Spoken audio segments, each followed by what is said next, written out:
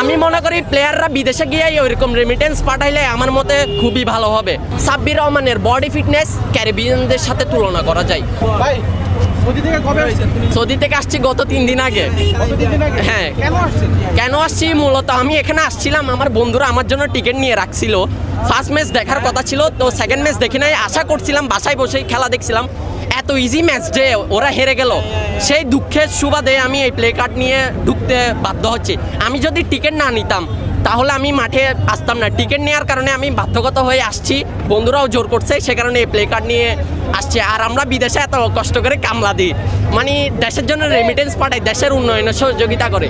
যেমন প্রথম ম্যাচে বিসিবি 35 লাখ টাকার টিকিট বিক্রি করছে, তো ওগুলো দেশের উন্নয়নের স্বার্থে কাজ হচ্ছে।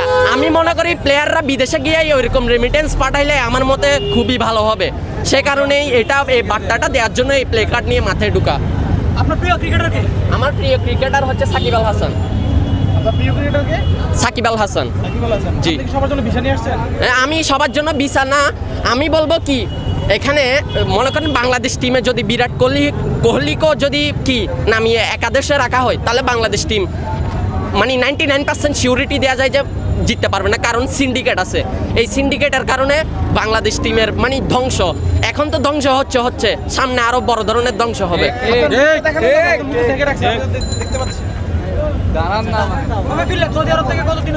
2 দিন হলো, 2 দিন 3 দিন হচ্ছে আর কি। আপনার আক্ষেপ থেকে তাদেরকে? আক্ষেপ বলতে আমি ছোটবেলা থেকে সব ম্যাচ দেখে আসতেছি, এত ক্লোজ ম্যাচ হেরে যায়, প্রথম ম্যাচ না দেখলেও বুঝতে পারতাম না, সেকেন্ড ম্যাচ না দেখলেও বুঝতে পারতাম না। সেকেন্ড ম্যাচে দেখেন হাতে 7টা উইকেট ছিল, 28 বলে 45 রান। স্ট্রাইকের মধ্যে লিটন দাস, জাকের আলী অনিক, শামীম পাটোয়ারির মতো ব্যাটসম্যানরা ছিল। তারা 28 বলে যদি 80 রান 100 রানও দরকার, ক্যারিবিয়ানরা ওইটা মেরে নিয়ে নিত। কিন্তু বাংলাদেশের প্লেয়াররা দিন এত অবস্থা হচ্ছে, কিচ্ছু বলার নাই। আর মূলত হচ্ছে আপনি খেয়াল করে দেখবেন যে সাব্বির রহমানের বডি ফিটনেস ক্যারিবিয়ানদের সাথে তুলনা করা যায়। ওনার বডি ফিটনেস আর ওয়েস্ট ইন্ডিজের প্লেয়ারদের একদম বডি ফিটনেস একদম সিমিলারিটি বলা যায়। কিন্তু ওনার মতো প্লেয়ারকে, এক্সপেরিয়েন্স প্লেয়ারকে দল থেকে সিন্ডিকেটের মাধ্যমে সরিয়ে এখানে বারবার যারা টিমের মধ্যে পারফর্ম করতে পারছে না, তাদেরকে বারবার টিমের মধ্যে চান্স দেওয়া হচ্ছে, তারা কিছুই করতে পারছে না।